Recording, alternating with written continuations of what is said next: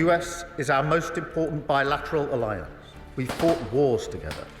We're the closest partners in trade, growth and security. So this week, when I meet President Trump, I will be clear. I want this relationship to go from strength to strength.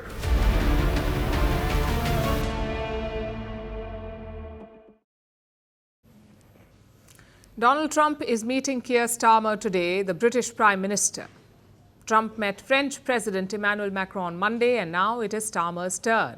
Since Brexit, the UK has had a fractured relationship with Europe, and Starmer finds himself in the hot seat now.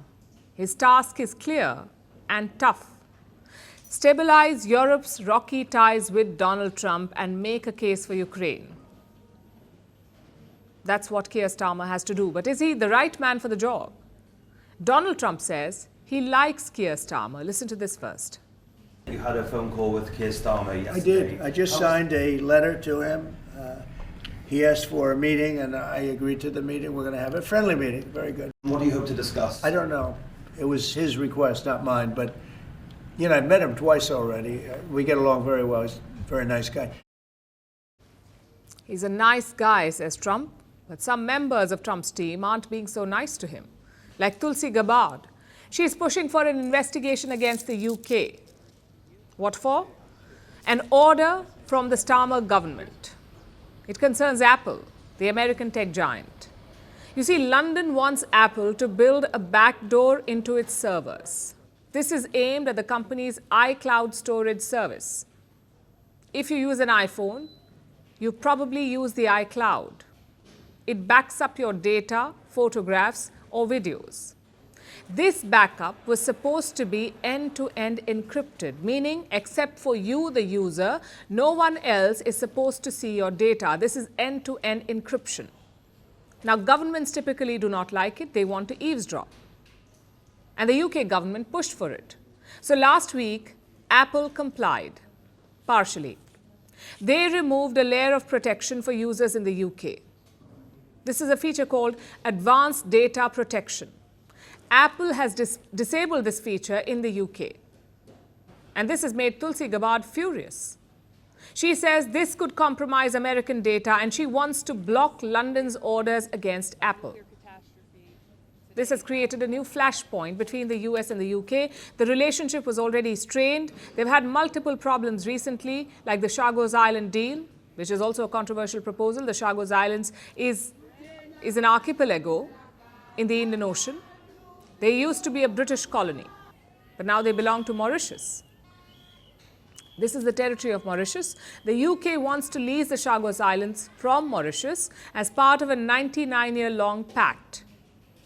But the US government opposes it because they have a military base there on an island called Diego Garcia. The Americans say the British deal puts their security at risk. So that's one point of contention. Then, of course, there's Elon Musk, the mercurial entrepreneur with an outsized influence on the US administration. Elon Musk has been targeting Prime Minister Keir Starmer. Last month, he ignited a political firestorm in London. This was over the grooming gangs in the UK.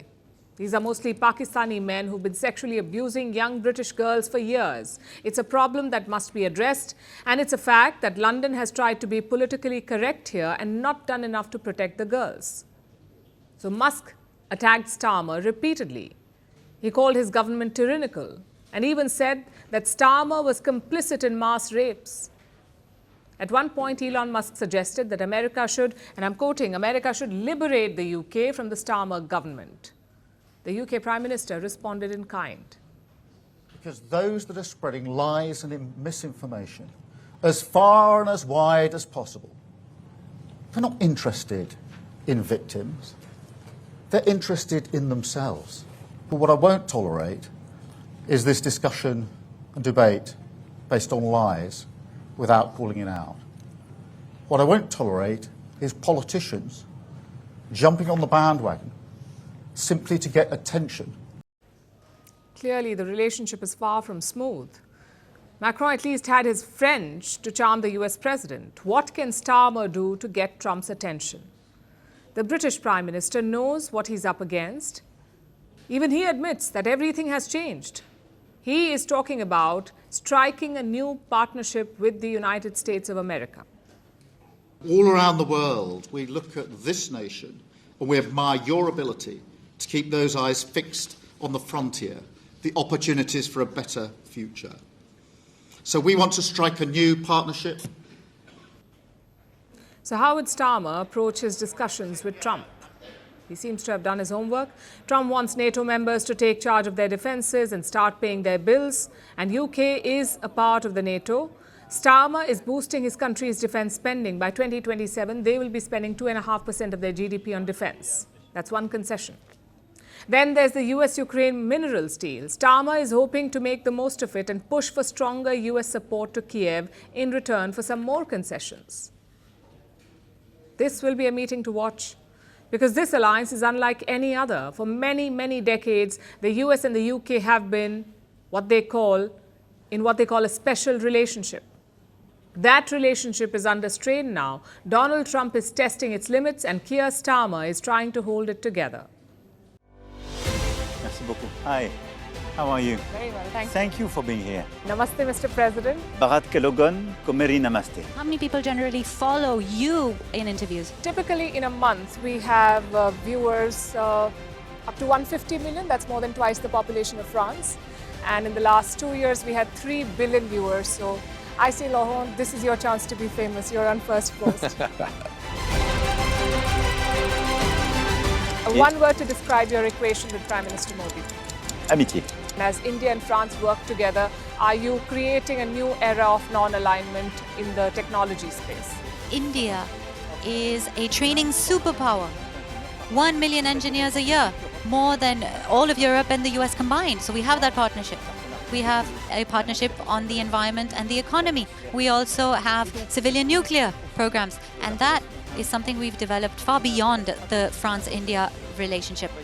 So we want to work together on AI. And then comes China with its DeepSeek, creating models at a fraction of the cost. Did that innovation take you by surprise? Did that breakthrough make you sit up and think, what did the Chinese do and how? But what did DeepSeek do? They took everything that was already available from the last AI model and then they recalibrated it. So are you going to ban Chinese AI in France? So we don't have this American approach of banning tech because of where it comes from.